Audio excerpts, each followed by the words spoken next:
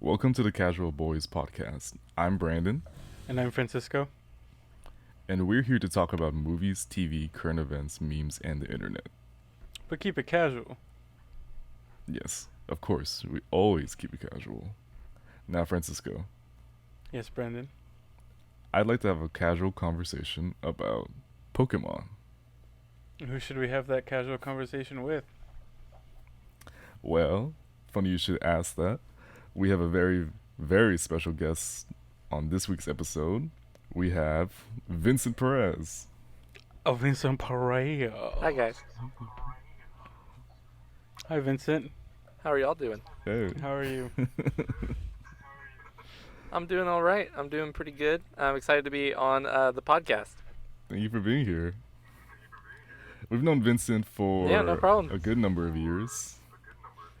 He's Probably always at been a least great confidant. 7 years. Mm-hmm. A great friend. Yeah, we all went to school together. Brandon took my engagement photos for me and my wife. So Brandon has been a big part of my life, and Cisco too.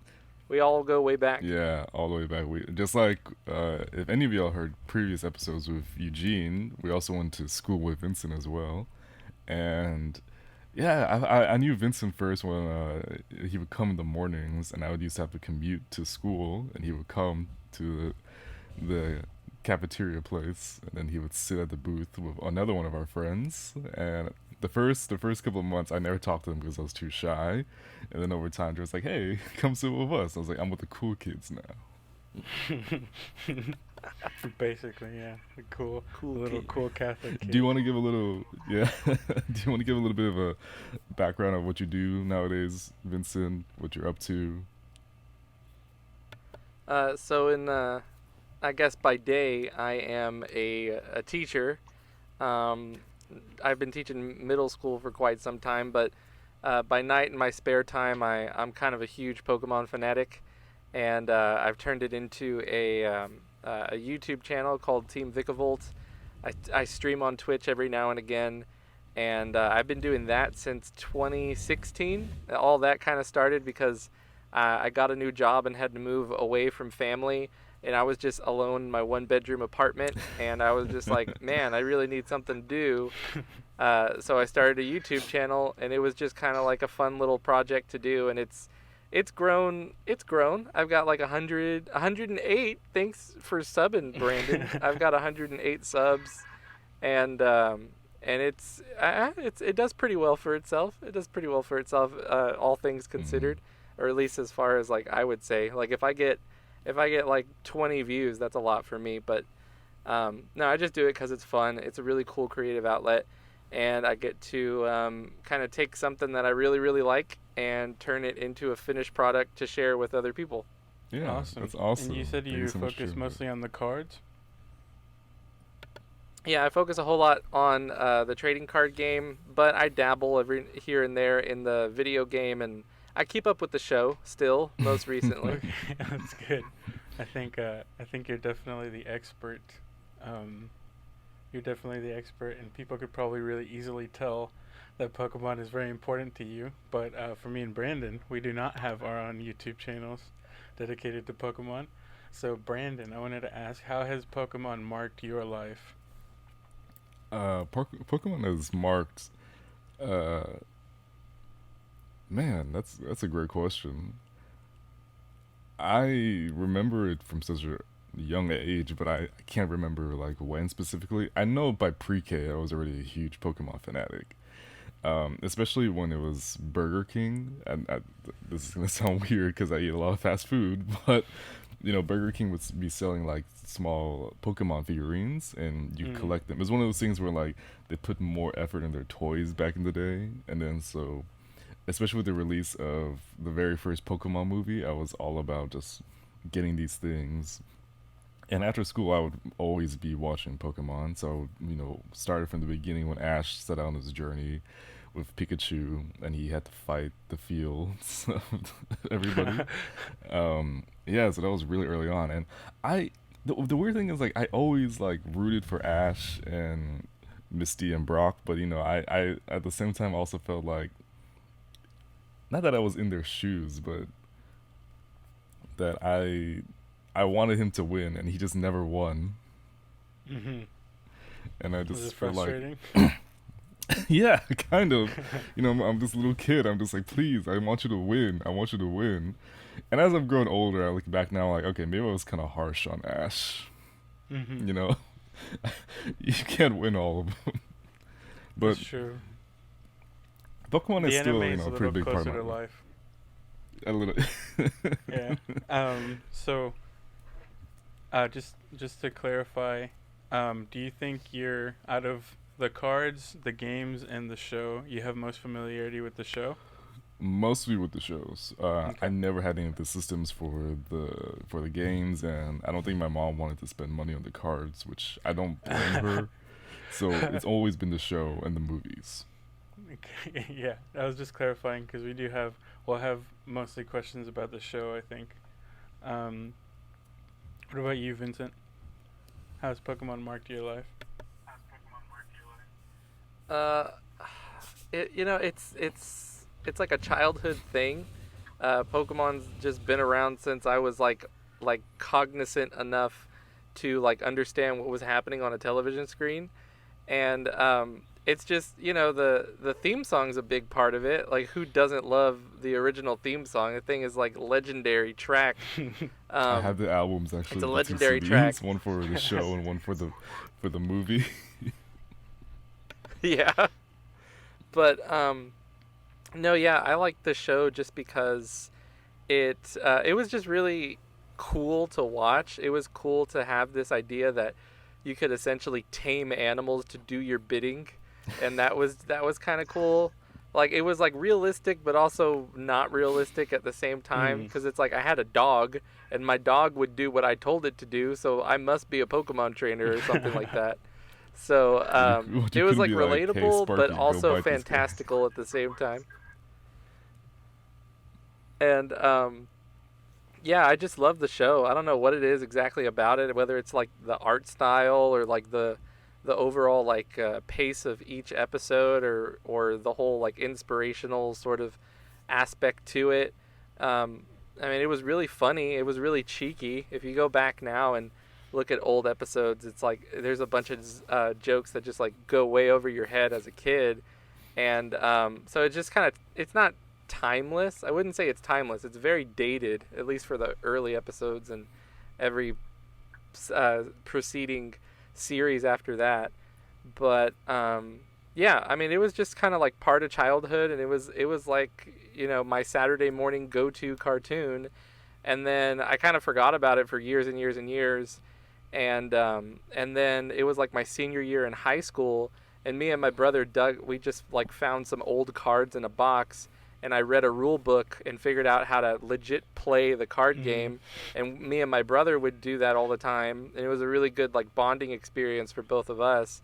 And then he got bored with the card game, but I was really curious. I was like, man, when I was a kid, I heard that they do like little tournaments and stuff, and you could earn gym badges just like in the show.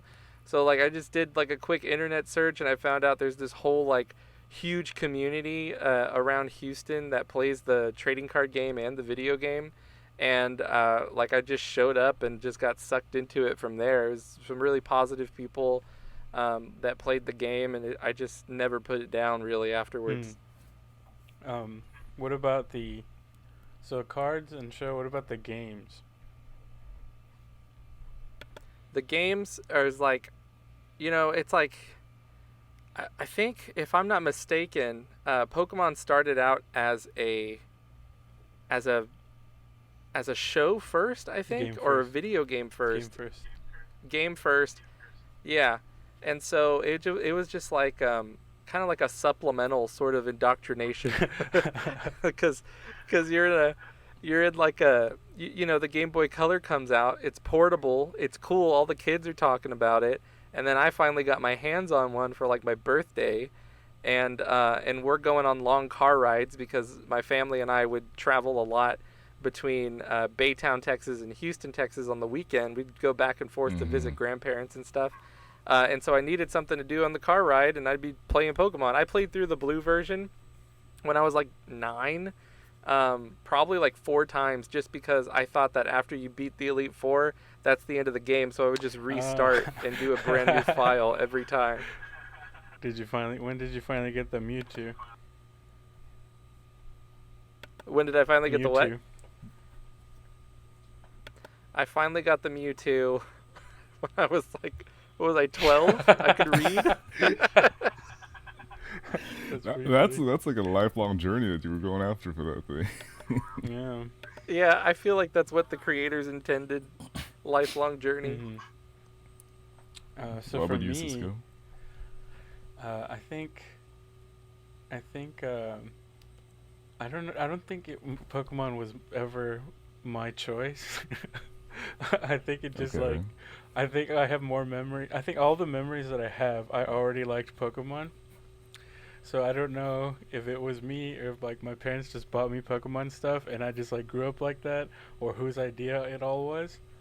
Um, but I've always had Pokemon. Like whenever, so we moved to this house when I was like 4, the house that I live in right now, and like my original like curtains and bedspread were all Pokemon, and like I had like the Nintendo 64, the Pikachu one, and I had um, a yellow Game Boy Color with that like came with I don't know if it came with, but or he just bought both, but it had Pokemon Yellow in it with it, and yeah, that's the earliest.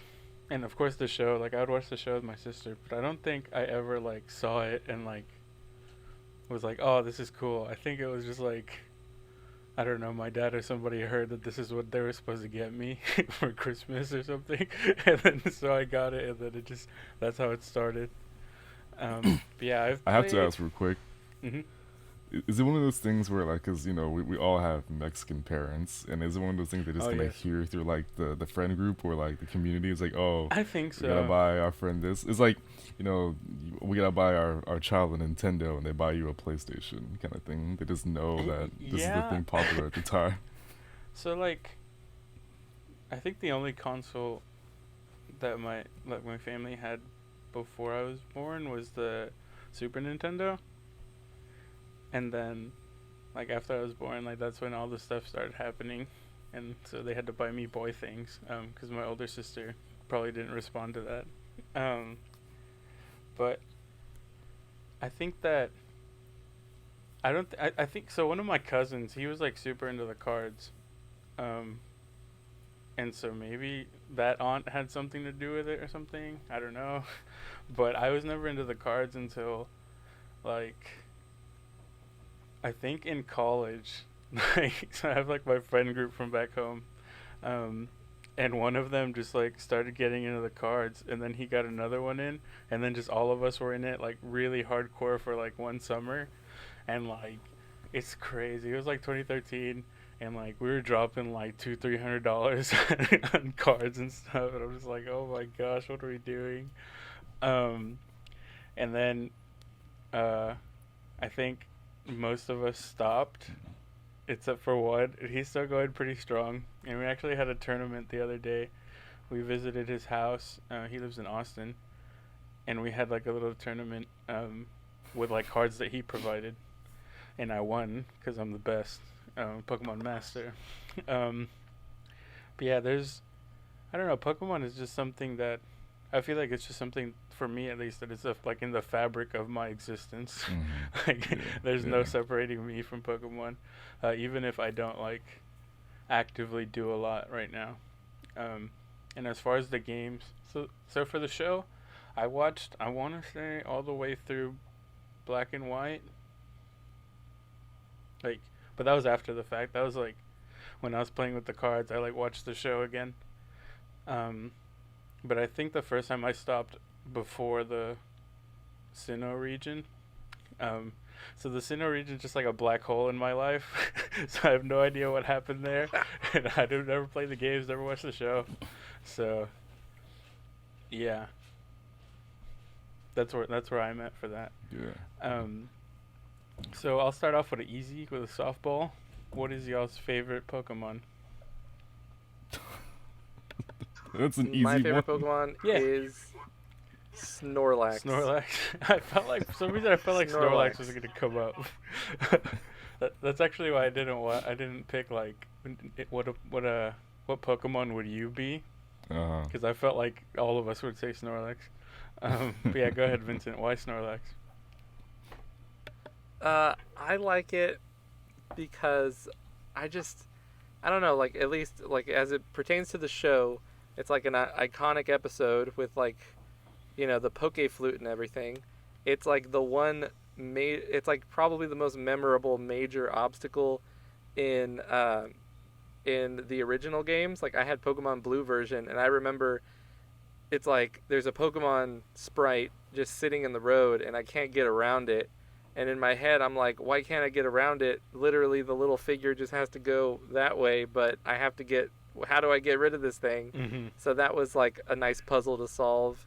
And then, and as it pertains to like the card game, it usually Snorlax usually has some pretty good cards. Whenever they issue a Snorlax card, it has like a pretty cool like ability or like attack attached to it, and it's real beefy, and it's just got a really Mm-hmm. cool design to it. I think I really like the colorway that they chose for the design of the character, and because the personality of that little Pokemon is within the design of the character itself, and it's like real spot on. So I just appreciate Snorlax. I just really like it. And in the video games, it has a pretty cool move set. Like when it uses Hyper Beam, it's just Mm-hmm. awesome. Yeah. Yeah. Snorlax is definitely probably probably like top 5 most memorable Pokemon. I think if you just did like a random poll, people would probably name Snorlax in there.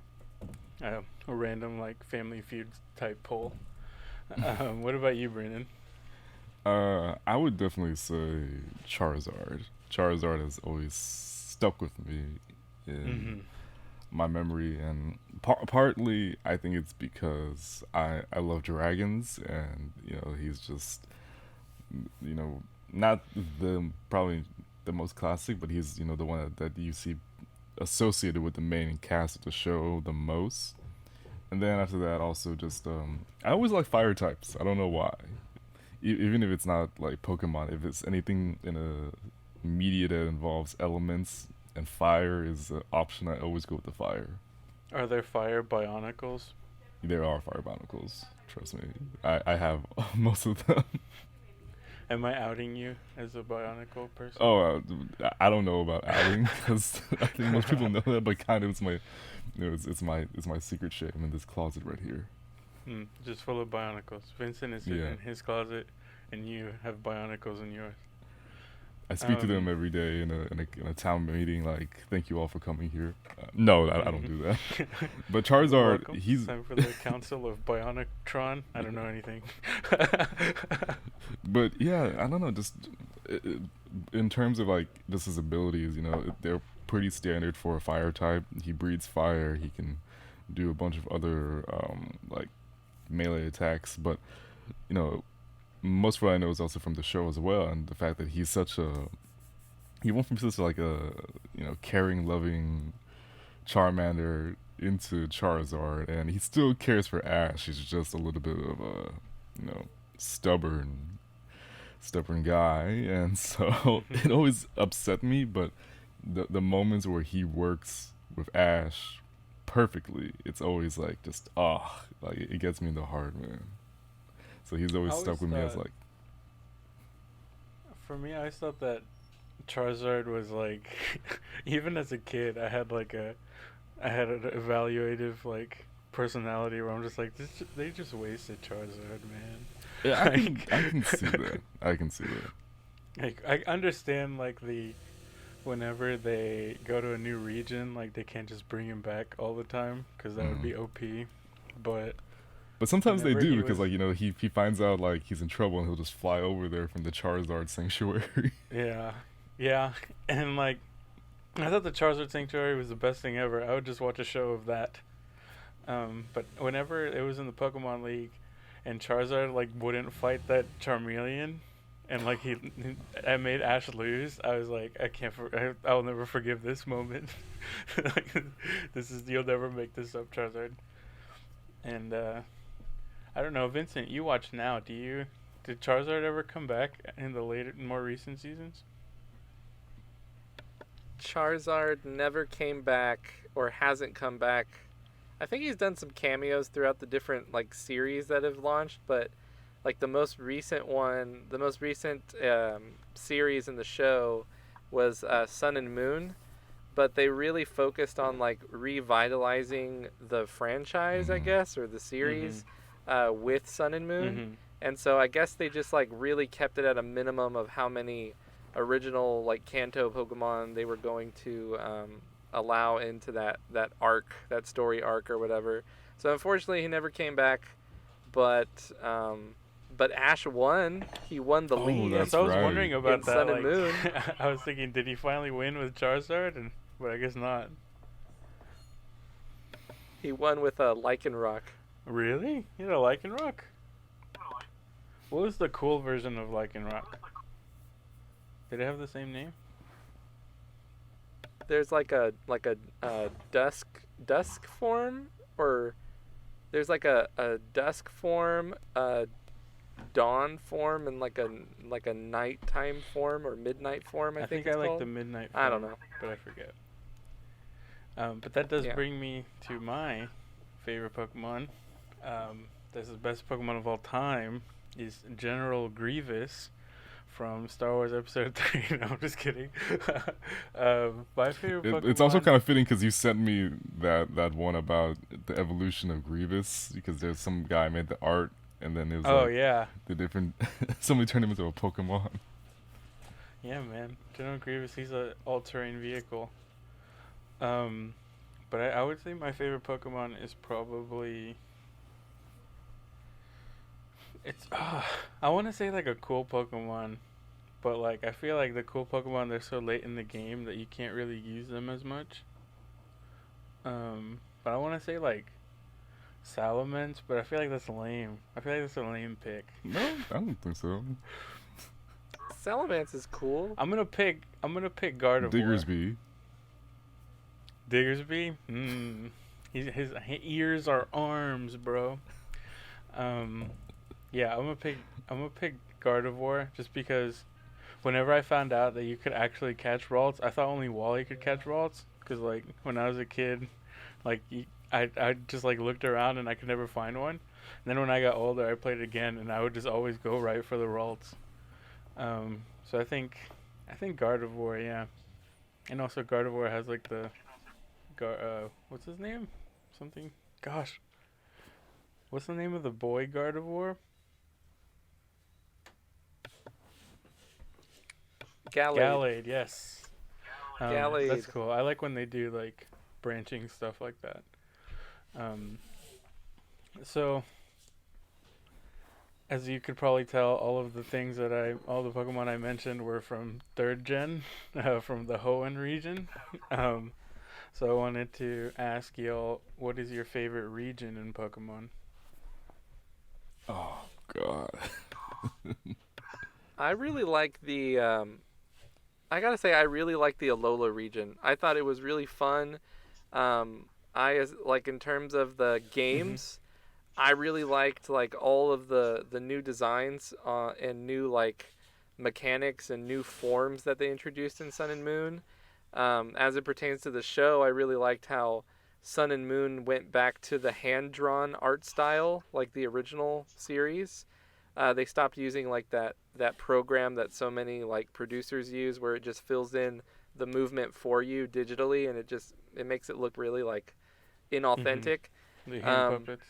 and Yeah, so I really like the Alola region. I thought it was super fun. It made me want to go on summer vacation and like go outside and play. It was just a fun series to Mm-hmm. watch. What about you, Brendan? I want to say Kanto, but I'm not set on that. I think Mm-hmm. probably Hoenn, just because I don't know for some reason like I heard so much about it and it just was circulating so much that it just stuck in my mind and Mm.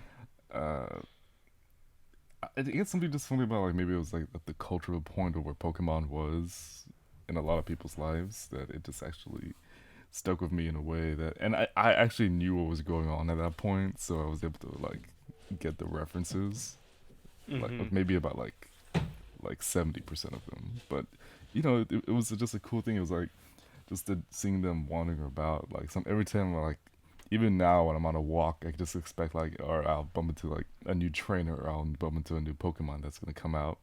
Where's this little side adventure gonna go? Mhm. So I'd say probably Hoenn. It's stuck like a nice little place in my heart for that. I think the probably the bigger reason for you at least is because Hoenn is the best region. That's probably that's probably why it's just like I objectively the was doing best. research last night, and like a lot of people were commenting on YouTube, like Hoenn is the best region. It is. It's funny because Hoenn, much like all the best things in the world, has like a giant chip on its shoulder. That's Because like me. it No, was I'm kidding. like, huh? No, I'm just kidding. I said that's like Um, me when you said. oh yeah. I think because it was like the games didn't sell very well Mm-hmm. because like it was like Pokemon. It was a, what's it called? Game Boy Advance exclusive and all this stuff. So it just didn't sell nearly as well as the other ones. Because I know the DS and the original Game Boy were like insane. Um, and they had like tons of iterations and stuff. So because of that, I feel like I was kind of limited. I thought the remakes were a little too worse, because Okay. they were like it was pretty much the same like story and like similar layout of everything, but it just didn't feel right. Like something about not something about switching from 2D to 3D just I feel like didn't work for that exact game. I felt like they should have put a little more work into it. Mm-hmm. Um, but uh, I think to my description as to why it's the best, I think it's just had. I think it really like owned up to it having to do its own thing.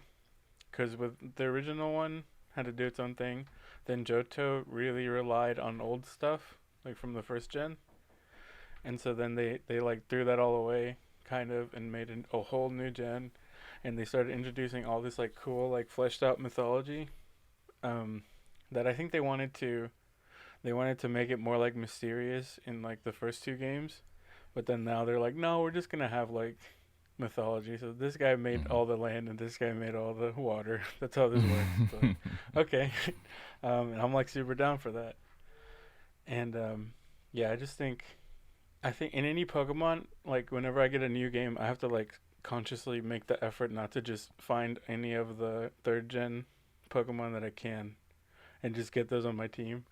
So Mm-hmm. especially for Sword and Shield, like I had like a Flygon and a Gallade and like all this stuff, and I'm like, wait, I probably should pick some new Pokemon.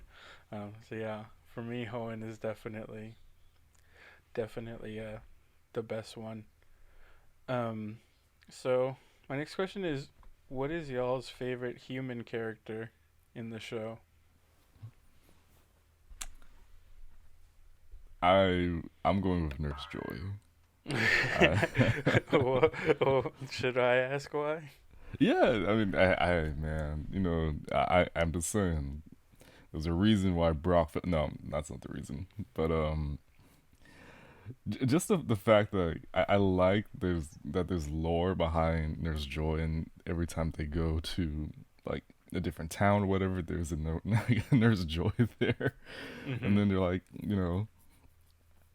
they're wondering why, and I like that the creators of the show made a reason. It's like, oh, it's not just like the same character, but it kind of is at the same time. And there's like just a whole family of them, and they all do like different things, and they all do one in their own paths, but they're all like nurses in that profession. And then like there's that one flashback when Nurse Joy went to nursing school with a bunch of Pokemon, Jesse. and they're just like I don't know why that's always stayed with me, and I'm like, okay, you know what? I respect the hustle from Ash and crew and all the other Pokemon trainers and all the gym leaders, but Nurse Joy, like, she's the realist. Hmm. Because nursing school of Pokemon, like, that had to be tough. I mean, yeah. I mean, they don't have any innate magic like the Pokemon do. Um, I'm gonna leave you, Vincent, because you have the most knowledge of the show. I'm gonna let you stir a little bit more. So for me, my favorite human character uh is Flannery, and it's never gonna not be Flannery, no matter what happens in life Okay. or anything. It's just always gonna be Flannery, and then y'all can accept that, or y'all can continue lying to yourselves. That's all I'm gonna say. And she's in the best gen, so you know, you know. I also thought about this also Uh, while I was explaining Nurse Joy. What if she's like Zoidberg from Futurama? Because you know how Zoidberg, he's like a terrible doctor with humans, but he's really, really good with aliens. What if Nurse Mm. Joy is like that? She's like knows everything about Pokemon, but if like Ash came in with a broken arm, she's like, I don't know what to do with this. So her nursing degree is in art history. Yeah. Yeah, yeah. No, they have human hospitals. I think. Oh no, Brock went to study to be a doctor for hmm Pokemon. Never mind. Yeah, go ahead. You're the Brock of this podcast, Brandon. I'm just gonna throw that out there. You're definitely the Brock. That's fair. I have the smallest eyes too.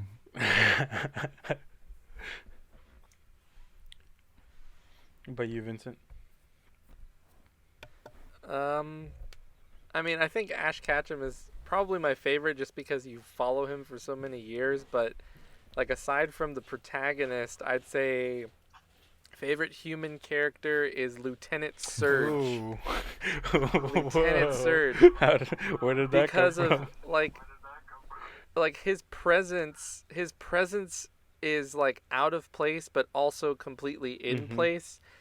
It's like what Brandon was saying, how like there's lore behind Nurse Joy. There's a whole lot of lore that ties into everything with Lieutenant Surge, because there's like that theory that the first Pokemon game takes place in a society that has just recently been riddled by Mhm. warfare, and how like in previous games, like they mention wars between, like, with people and Pokemon fighting against each other, and how like it makes sense that the game picks up in a society that's just gotten over another major war or a product of those wars, because you have all these different regions that have been broken down into separate like districts, and you have it explains why it's normal for a 10-year-old boy or girl to go off on their own and train Pokemon to fight with each other. Violence is Yeah. normalized, It's like ancient because that's Sparta. just the society they live in. Yeah, and because Lieutenant Surge is in there in the very first game, and there's like backstory of how he's a lieutenant. He fought in the military. Now he's a gym leader. So what does that mean for the gym leaders? Are they essentially like generals, or like, I don't know if you want to get into the Japanese history of it, but are they like daimyo hmm with the samurai? Is there like some kind of like connection there? I This is think it's funny. The pretty through cool. line So in all of Lieutenant this. Oh my Surge is, god. I think they're the Tom Cruise samurai, where he was white. yeah, Lieutenant Cruz. Yeah. Yeah, I always appreciated that in the anime, Lieutenant Surge was like 10 feet tall. Yeah, I think At least somebody 8 made feet like tall. some Yeah. kind of like metric system, and they said like how many Pikachu's it would take to be as tall as Lieutenant Surge. I think it was like 10 Pikachu's or something. Yeah. So yeah, he's definitely the mark, like the thing by which everything else should be measured. I think in the Pokemon world. Um, because yeah, he's like the only male gym.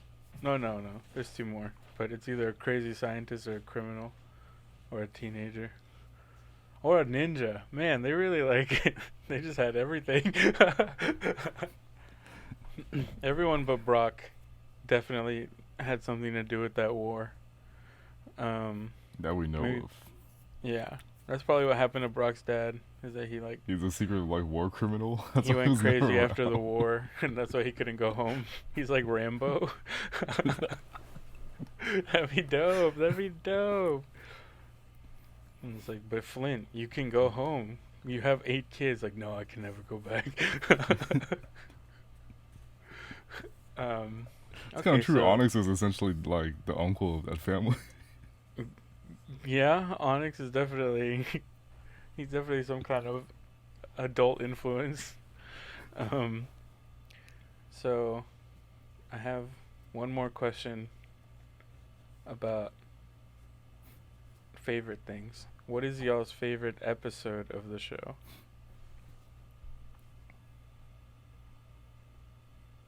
Favorite episode. Mm-hmm. Favorite episode is. I mean, there's a lot like memorable episodes, but I think I really liked the last episode of this Sun and Moon series because, spoiler alert, but Ash wins the first annual Alola Pokemon Mm-hmm. League, and he's finally realized this dream that's only taken him 22 years to accomplish, and so he's finally the league champion, and in that episode, all of his friends that he's made in the Alola region are like, "Oh, great! I'm so excited for summer break. Pokemon School is going to be out, and I'm going to go do this, and I'm going to go do that, and I'm so excited to do this, and this is what I want to do with my life, and this is what I want to do with my life." And then Ash is just like, they ask Ash like, "What do you want to do with your summer?" And Ash is just like, "I don't really know." He's like, "I guess I could catch more Pokemon. I guess I could. I guess I could." But he has this like internal struggle of like, well, now he's achieved his initial goal. What does he want Uh-huh. now? Like it's just a really real like. I think everybody can relate to that. It's like, okay, I got to the point that I've been trying to get to. Now what? What do I really want? Mm-hmm. What am I really? It's just a real. It's just like a very relatable topic. And of course, Ash Ketchum, he figures it out in the course of 10 minutes. But but I really like that. I like the relatability of Mm-hmm. that last episode. It opens up a new chapter, and it opens up room for like a new Ash Ketchum. Like, who is Ash now? Yeah, so I think that's probably my favorite episode to What date. is he gonna do? He says that his new goal is to quote unquote see the world. So he's going to the Galar region now to see the Okay. world. They're gonna run out of regions to base off of other places, but Yeah. that's for another topic. Yeah. No. We'll definitely get to that after this. But Brandon, go ahead. Um, man, Vincent did such a good one. I don't know how to follow that one up, but I think maybe my I don't know about my most favorite, but the most memorable one I remember is when it follows primarily Team Rocket, and they find out this other guy. I don't remember his name, but he's basically like trafficking Pokemon, and Team Rocket has even they have issues with that, and then they actually work to set those Pokemon free, and they had I forget who was in it. I think it was like they had a bunch of Ekans in there and something else, but then they tell Arbok and Coughing to take the Pokemon and run away while they distract and um, keep the trafficker busy, and they were able to do all that. And I think they get electrocuted at some point, and then they end up going into hiding. And the guy who's trafficking the Pokemon, he gets arrested. And Ash hears about this, like, wow, hard to believe there's people worse than Team Rocket in the world. And it was just such a twist of dramatic irony because it was Team Rocket who helped those Pokemon. It was just such a sweet and just warm episode, just because it was really sad because they had to tell their Pokemon to go away, and Jesse and James, they're like the failures of Team Rocket, and those are their only friends besides each other. But it was just seeing that they saw things beyond themselves to help even the lives of Pokemon. And I don't know, it was just like it really made me appreciate that they're not bad guys. They're antagonists, but they're not bad guys. Yeah, it's like they've only been trafficking their whole lives, and now it's an issue. I think they got a taste for not for like being unsuccessful for so long that became their new like morality. Yeah, And yeah. they're like, wait, If we can't be successful, no one can be successful. yeah. There was that one episode. I don't remember which one it was, but we had Butch and Cassidy, Mm-hmm. and they like said the actual like Team Rocket oath, and I was like, wait, this makes so much more sense. Like, how, how did I never realize that they were like? Because for I guess originally like you would just think, oh, like they're saying all these things, but their like definition of like truth and love and all this stuff is different. Um, but like they're just basically lying like a tyrant or something. But yeah, it made a lot more sense when you heard the actual one. You're just like to like destroy the world and like all this stuff, and I'm like, oh, okay, yeah. Um, but I would say that my favorite episode is probably Go West Young Meowth. And that one just cause like I don't know, just like I think it took me off guard when I was a kid. I'm like, wow, Meowth is actually like a human being. I thought it was always interesting why he could talk like that. He could talk, and I never really questioned it. And then we're like, they had they had him and like that other Meowth, and he like tried to like learn how to speak to like impress her and stuff, and then she's just like a total bitch. And it doesn't work out, but then he becomes a crime boss. Like it's like his origin story almost like the Joker, but his Meowth, you know. So I thought that episode kind of just had everything, and it was like, how do you do this in like 20 minutes, you know? So yeah, Go as Young Meowth is my favorite. Um, but going back to what you had mentioned about how they're probably gonna like run out of regions and stuff, what do you think? How do you think that they should proceed in the future with the Pokemon franchise?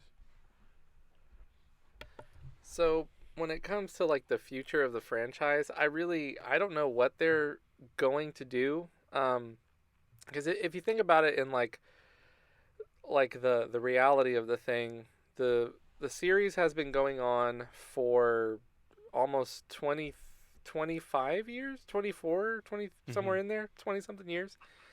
And it's like they're already issuing remakes of the original games, um, for on like different platforms, most notably on the Switch.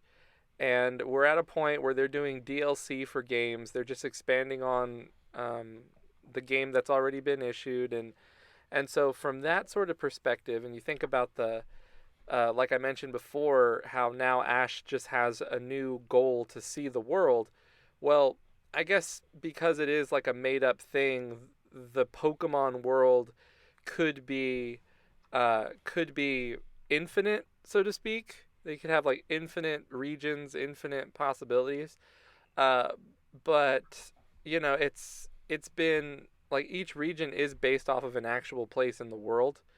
Um, and so it's like, okay, well, there's a certain number of places in the world that exist that you can model your regions off of.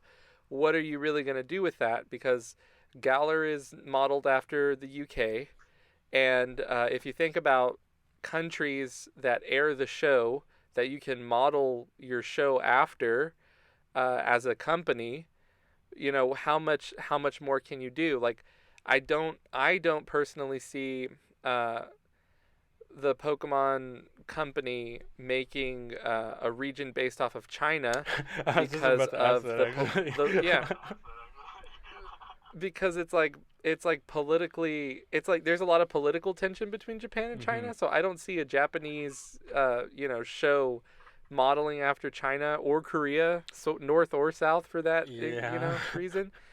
um I don't know if they're going to do like, I can't see any interest in like a region based off of like Egypt or India, maybe the Mediterranean, but I feel like that's kind of already been done. They're not going to model something off of Antarctica. I mean, the Crown Tundra DLC is kind of like Antarctica, Yeah. I suppose. Or like Siberia or You're something. not going to do Canada. You might do South America, but it's like it just seems like they're going to have to run out of regions at a certain point unless they go into space. You know, like I've heard a lot of theories that because in the video game Pokemon Ultra Sun and Ultra Moon, they introduced a concept of, ultra wormholes and how Giovanni uses ultra wormholes to travel throughout time and do Team Rocket's bidding throughout all the regions throughout all of time. So there's a possibility that there's multiple Ash Ketchums in multiple dimensions, which has already been introduced way back, like with Dialga and Palkia. And so there's a possibility that they could go in that direction, like alternate universes and so on and so forth. But at that point, I think that the show is just too much. It'll go over kids' Yeah. heads. Um, so I really don't know what they're gonna do for the future. I know that right now Galar is the thing, and they'll probably crank out about three different story arcs from Galar, and they'll probably expand upon that. But after you do the UK, they've already done the US. They're not gonna do Russia. So. So, I don't think they are doing the Tundra, Crown Tundra. I guess technically maybe that's Russia. But Probably too hard to do. they've done Africa, Hawaii. like a country in Africa. Yeah, because Africa's just way too huge. Like, I mean, you could do Egypt, I suppose, but they have Kaffa Grigus. Yeah. That's kind of And Egyptian. that's the hard part too. Like, Um, it's like whenever you think about what part of Africa you'd pick, because like Africa, like as a continent, is really the only one that is like a Pokemon, like a Pokemon world, where there is like a huge desert Yeah. portion, there is like beaches, there is like inland stuff. So like Yeah. Africa probably makes the most sense, but like I don't know. I feel like they're after what happened with like Jinx. I feel like they probably wouldn't wouldn't want to go anywhere near Yeah. that. Um, yeah, probably not. Especially it's like you said, like they have like desert and all these like dramatic climates in one giant continent. I could see them doing South America. I Yeah, think that'd be South rad America would be if they dope. did South America. they should just do Mexico. But I mean, like if they did, yeah, if they did South America, would the bad guys be like a Pokemon cartel or something like? Like they just have a bunch of like a revival herb or whatever. Like, Yeah, it's like right. they're making unlicensed revival herb. Um, yeah, I think that do you think that they would ever do like the supercontinent game or no?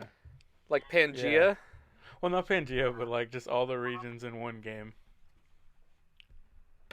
They might finally just connect all the dots, but I still think that would like go over most kids' heads because you have to have followed the show for like 25 years. You have to be a millennial to understand that. So I really don't know. And back to like the future of it, I think that from a business perspective, Pokemon is going to continue to churn out updated remakes of the past games because you want to get the new generation of kids caught up to date with the stuff that happened that the millennials are already familiar with, so that you can continue to persist forward. But I think that as it comes to regions, like we already discussed, I think they're going to have to run out of options and just take the story like way into left field, and just make it a lot more fantastical than loosely based on reality. They're just going to have to. And like in terms of like a time frame, I could see. I mean, most businesses have like a 50-year plan. Like they know what they're going to do 50 years from this point. So I think that maybe Pokemon as a show might only, I mean, the show is going to have to exist as long as the company exists. I could see Pokemon maybe like just doing a bunch of spin-off series, Once they run out of ideas, cranking out spin-off games, like not really like main title games like they've been doing for so long. They might make like, I don't know, like phone app games, which they've kind of already Yeah. started doing. They might make like a online MMO type thing, just like Pokemon branded, but not Pokemon, like traditionally Mm-hmm. Pokemon. They might do that.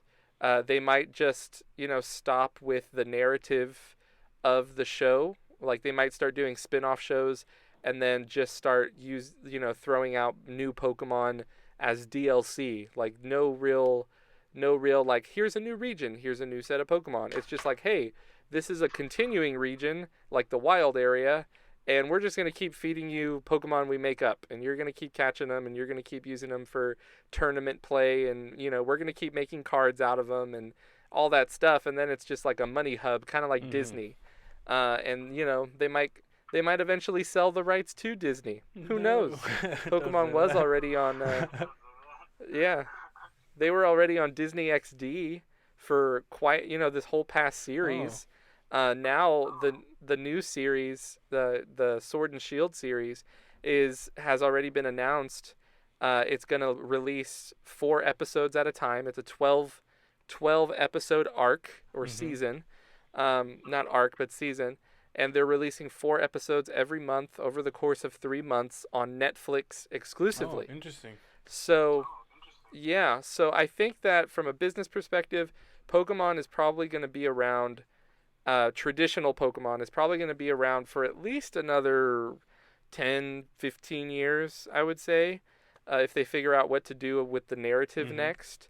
But then after that, I think we're just going to start seeing like a bunch of spin offs and a bunch of cash grabs, and, it's eventually going to fizzle out, kind of like The Simpsons. Mm-hmm. The Simpsons were online, or not online, but on air for like 25, 26 years. Yeah. I think they're still making new They are. episodes, Yeah, we actually had a Simpsons but it's episode a just couple not weeks the ago. same. Yeah, yeah, but it's just not the same. It's a lot more, Yeah. manufactured, I guess you could say. So I think Pokemon, like with all shows that just last forever, it seems, um, that's probably what's going to happen in the Mm-hmm. future in the next like 30 years. By the time that we're like, I don't know, Mm-hmm. 40, Pokemon will probably finally just be this thing, this effervescent sort of, oh, I Yeah. remember that kind of thing. Um, but it's still a pretty wild ride as it Mm-hmm. stands. I think it's pretty fun. And I'm in for the ride, for the long haul until this thing crashes. Crashes and burns. Which the way that they seem to be going probably won't be anytime soon. 'Cause I think Sword and Shield is the highest selling Switch game. Yeah, Um, it sold a yeah. bunch. So I think they'll be okay. But one thing that's interesting is that the cards are really what pays for everything. Cause like the show is just like commercials for the cards, and like the game is just like to Yeah. introduce new types of cards. So like, I ask you this question, and we'll finish off with this. What would you prefer, you Vincent Perez? Oh, sorry, I outed you as your last name. Would you That's fine. would you prefer that they made a anime that was like Yu-Gi-Oh, where they played with cards, like Pokemon cards, and like whatever that means, or would you prefer that they make a game that is like the whole, you know, subcontinent, I guess, of Johto and Hoenn, or not Johto and Kanto, as one game, and like where it's all fleshed out. That's a good question. Would I rather it be like a Yu-Gi-Oh type of thing, or would I rather it be like a game? You mean like a video So game? like a game where, yeah, a game where it's like both Kanto and Johto fully fleshed out in the same game, like one story. I would like to see. My preference would be to have um, a video game that expanded upon itself, most likely in the form of like DLC, that expanded upon itself but had a much stronger Mhm. narrative that just kept unveiling, going deeper and deeper into like the lore, kind of like they do with Star Wars. Like that, all that lore is still getting fleshed Mhm. out. I wish I would like to see them do that with Pokemon through Mhm. games. Essentially, take. It seems like they're already taking pages out of like Disney's book, where like they're using their own episodes, own show to platform other of their own Mhm. products. Um, so it's not a bad move. It's a good business move, I think, and it's a real good tactical move to keep things going. So I think I'd like to see that the video game as like one huge piece of work, Mhm. uh, just like getting deeper and deeper and fleshing out the universe of what Pokemon is and has been. I think that'd be Mhm. awesome. I would like the second option, Okay. Yeah. please. I think it would be because I look at like Breath of the Wild and like Skyrim and like all these games where like they're huge open worlds and like it doesn't lose its like I don't know, it doesn't lose like its edge or whatever. Um, but yeah, I think the difficult part would be that they would have to make a good story like to line everything up because otherwise it would just be like why not just make a new giant um a new giant region where you could just do everything. Um, but yeah, I think that I don't know. The more regions come out, the less and less possible it seems that they would ever make a super game. Um, but I have argued to the teeth that if they made the game, then like the world would run out of money to give them. Like like it would just like there would be no more money left to give. They would make all of it. So maybe they're trying to protect the world by not doing it. Um, yeah, to unite all peoples within Japan. They don't care about anything else. No, that's probably not true. Well, okay, I'm not gonna comment on the political sensibilities Ah, of the Japanese. Um, but yeah, I'd say overall, Brandon and Vincent, that was a pretty casual conversation. it was real casual and real Real fun. casual. Well, we liked having you. Brandon is indisposed at the moment, but I'll go ahead and sign off for him. Um, hopefully, we'll have you on again, Vincent, for more casual conversation with the casual boys. Bye bye. Goodbye. Thanks for having me.